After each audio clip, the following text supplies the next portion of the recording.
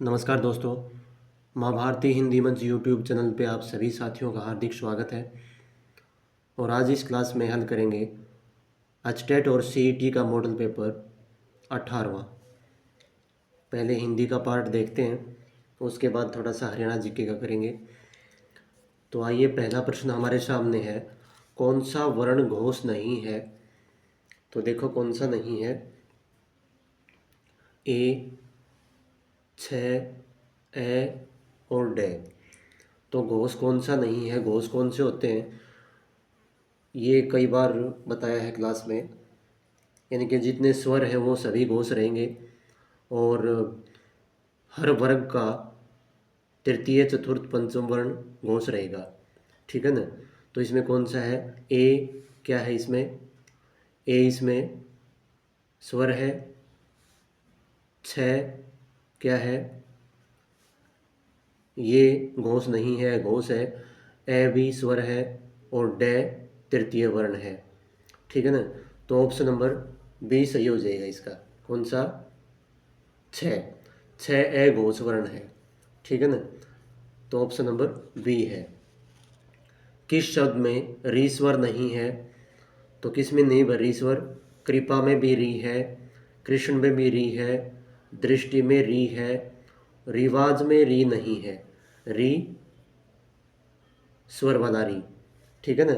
तो रिवाज में जो है ये रे है और उसको ई की मात्रा है। तो ऑप्शन नंबर इसका डी सही हो जाएगा। बाकी और तीनों में री का प्रयोग हुआ है। किन ध्वनियों को अनुस्वार कहा जाता है? तो देखो कौन सी ध्वनि है। स्वर के बाद में आने वाली नासिक्य ध्वनियाँ, स्वतंत्र रूप से उच्चारित ध्वनियाँ, स्वर के साथ आने वाली ध्वनियाँ और व्यंजन के बाद आने वाली ध्वनियाँ। तो ये इसका ऑप्शन नंबर ए सही हो जाएगा कि जो स्वर के बाद आने वाली जो नासिक्य ध्वनियाँ हैं उन्हें हम अनुस्वार कहे जाते हैं। जैसे रंग, रे क्या है? ठीक है ना? स्वर सॉरी, जैसे अंग है, अंग, अंग अंगद है जैसे, तो ए के बाद इनका प्रयोग होता है। तो क्या हो जाएंगे ये? स्वर के बाद आने वाली नासिक्य ध्वनियाँ। ऑप्शन नंबर ए सही हो जाएगा। किस शब्द में गुण संधि है? तो गुण संधि सिंधूर्मी। तो इसका क्या हो जाएगा? सिंधु प्लस ऊर्मी। ये तो क्या हो गई? दीर्घ संधि हो गई। भारतेंदु, भारतेंदु देखते हैं नारीश्वर, नारी प्लस ईश्वर, ये भी दीर्घ संधि है। लोकैश्वर्य, लोक प्लस ऐश्वर्य, ये हो जाएगा इसका। और ये हो जाएगा वृद्धि संधि। तो ऑप्शन नंबर जो बी है भारतेंदु, इसमें गुण संधि है और इसकी संधि विच्छेद हो जाएगी भारत प्लस इंदु, भारत प्लस इंदु। ठीक है ना? ए आ के बाद ई हो तो उसका ए बन जाता है। यही इसका नियम लागू हुआ इस पे। तो ऑप्शन नंबर बी सही हो जाएगा इसका। वृक्ष छाया का संधि विच्छेद क्या होगा? तो क्या होगा भाई इसका वृक्ष छाया का संधि विच्छेद? देखो, वृक्ष है प्लस छाया, वृक्ष है प्लस आधा च और छाया, वृक्ष छाया, वृक्ष प्लस छाया। तो इसका ऑप्शन नंबर डी सही हो जाएगा, वृक्ष प्लस छाया, क्योंकि छः से पहले च का आगम हो जाता है। ठीक है ना? और ये व्यंजन संधि का एग्जाम्पल रहेगा। ऑप्शन नंबर डी सही है। समश्रु शब्द का तद्भव रूप क्या होगा? समश्रु का, तो समश्रु क्या है? तत्सम है, ये तो हमें पता है। इसने पूछा है इसका तद्भव रूप क्या होगा? तो क्या मूछ होगा, अश्रु होगा, आंसू होगा या फिर ससुर होगा? तो समश्रु का तत्सम शब्द तद्भव रूप हो जाएगा मूछ। क्या हो जाएगा? मूछ। Option number A. नेक्स्ट देखो, विपरीत अर्थ का बोध कराने वाले शब्द को कहते हैं। ये तो सभी को ही पता है कि भाई विपरीत अर्थ का बोध करवाते हैं जो पर्यायवाची, पर्यायवाची तो नहीं, पर्यायवाची तो होते हैं, समानार्थ का बोध करवाते हैं। विलोम शब्द, विलोम शब्द होते हैं ये। ठीक है ना? समानार्थक, समानार्थक वही है, ये पर्यायवाची कह लो, समानार्थक कह लो। एकार्थक शब्द जिसके एक ही अर्थ निकलते हो। ठीक है ना? ये वाला। तो ऑप्शन नंबर इसका बी सही हो जाएगा। वर्ण शब्द का अर्थ नहीं होता, तो क्या नहीं होता भाई? रंग, आकाश, जाति, अक्षर। तो वर्ण शब्द का अर्थ जो है ऑप्शन नंबर बी सही हो जाएगा।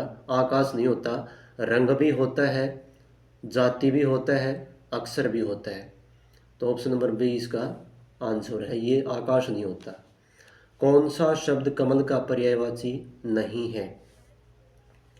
नहीं है पूछा है। जलज, अम्बुज, मनसिज, पंकज। तो जलज भी होता है, अम्बुज नहीं सॉरी, जलज होता है कमल का पर्यायवाची, अम्बुज भी होता है, और मनसिज, मनसिज नहीं होता, पंकज भी होता है। ये तीनों होते हैं लेकिन मनसिज नहीं होता। मनसिज ये पर्यायवाची कामदेव का है। ठीक है ना, ऑप्शन नंबर सी सही आंसर हो जाएगा। ये पर्यायवाची इसका कमल का नहीं है। जिसका मन व ध्यान दूसरी तरफ हो के लिए एक शब्द होगा। क्या शब्द होगा? मनन, बेध्यान, मनवा, अनन्य मंशक। तो इसके लिए ऑप्शन नंबर जो डी है वो सही होगा, अनन्य मंशक।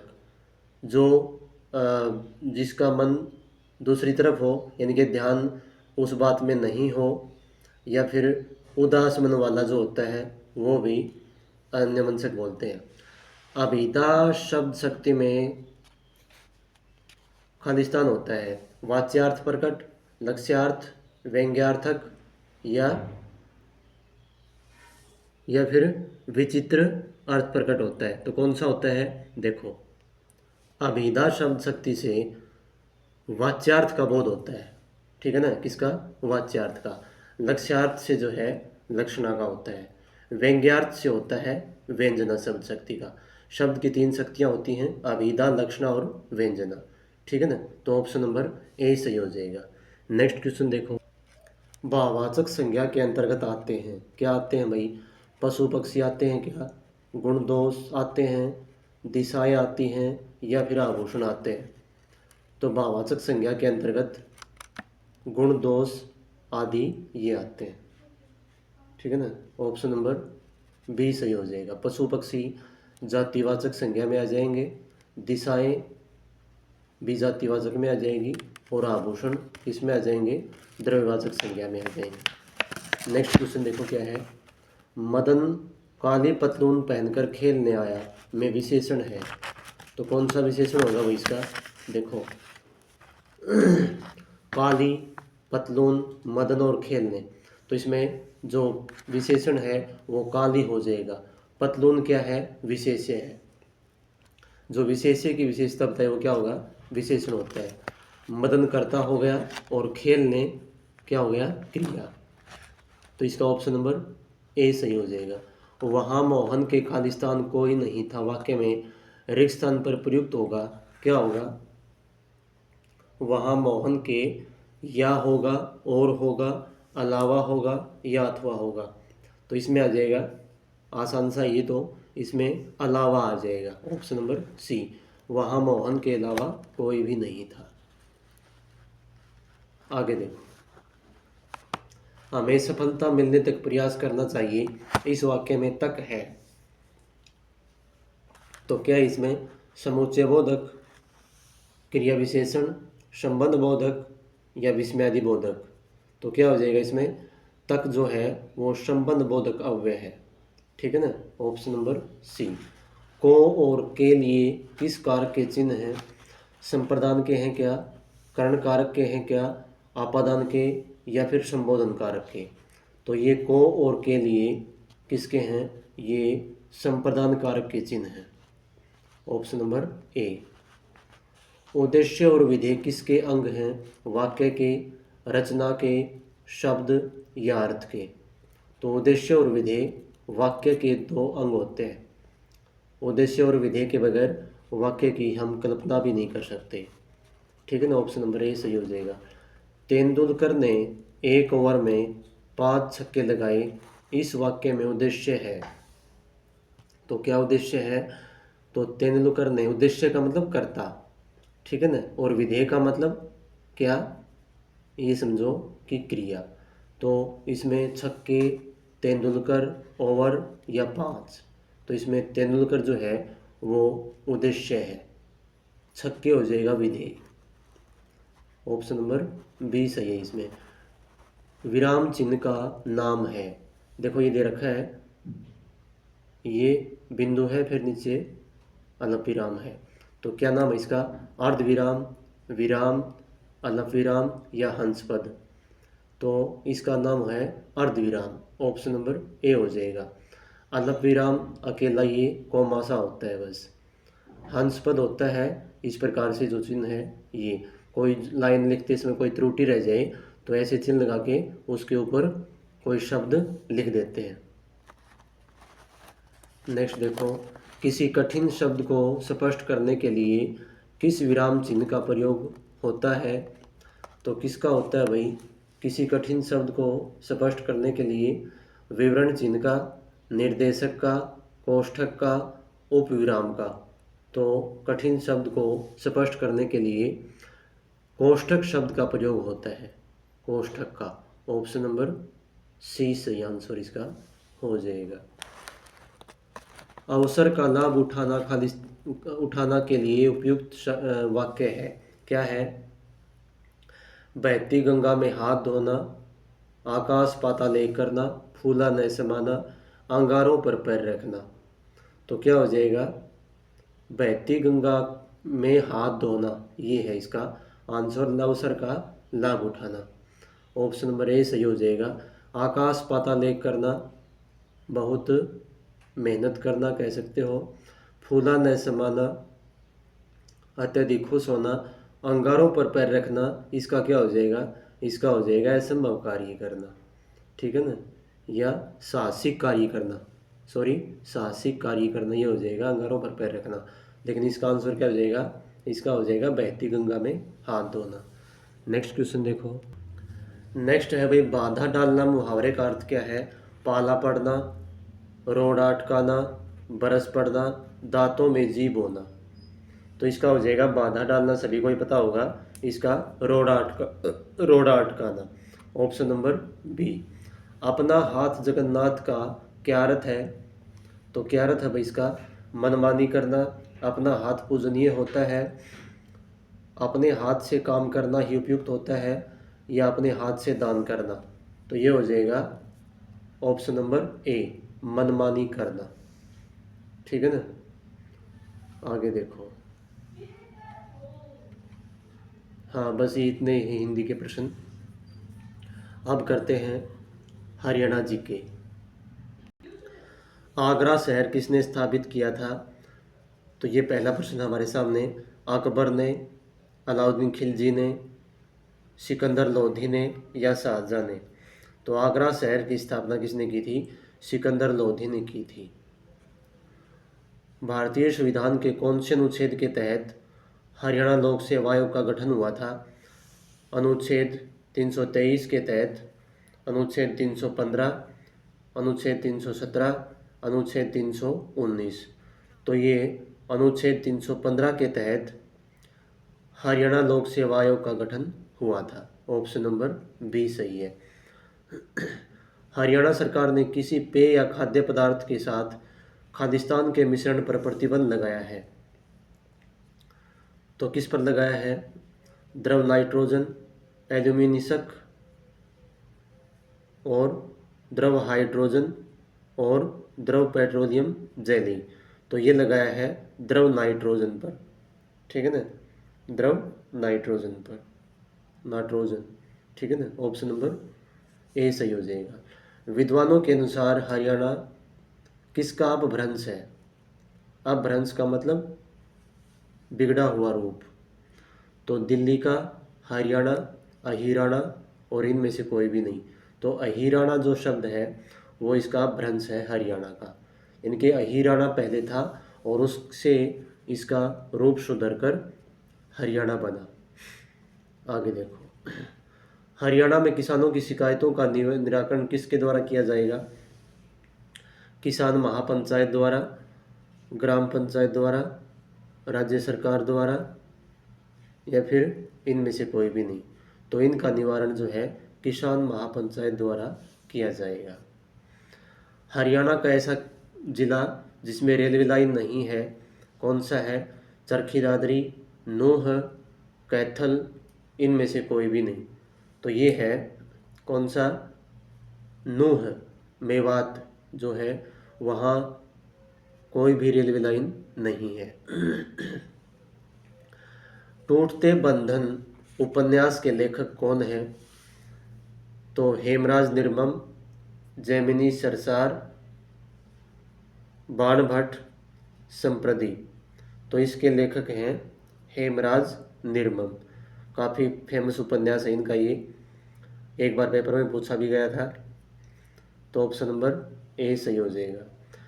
यमुनानगर के जगाधरी में railway carriage and wagon workshop किस वर्ष स्थापित किया गया था? कल भी आया था ये प्रश्न कि भाई रेलवे का जो है कैरेज एंड वैगन वर्कशॉप कहाँ है? जगाधरी में है, यमुनानगर में।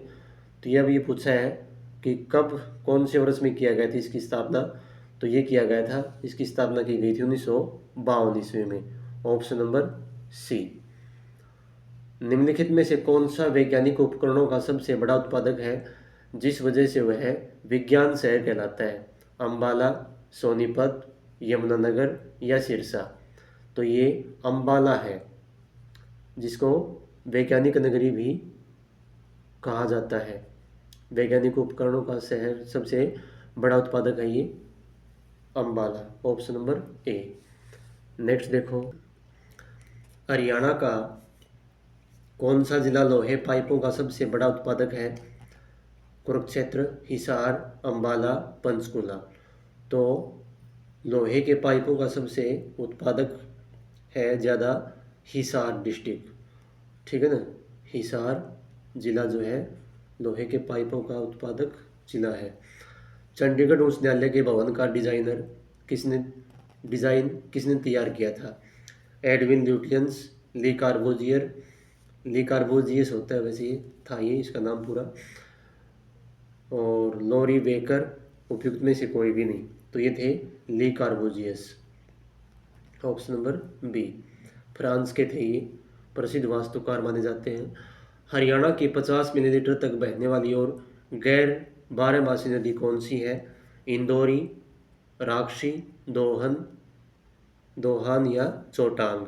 तो ये दोहान नदी है जो बारहमासी नदी, गैर बारहमासी नदी है।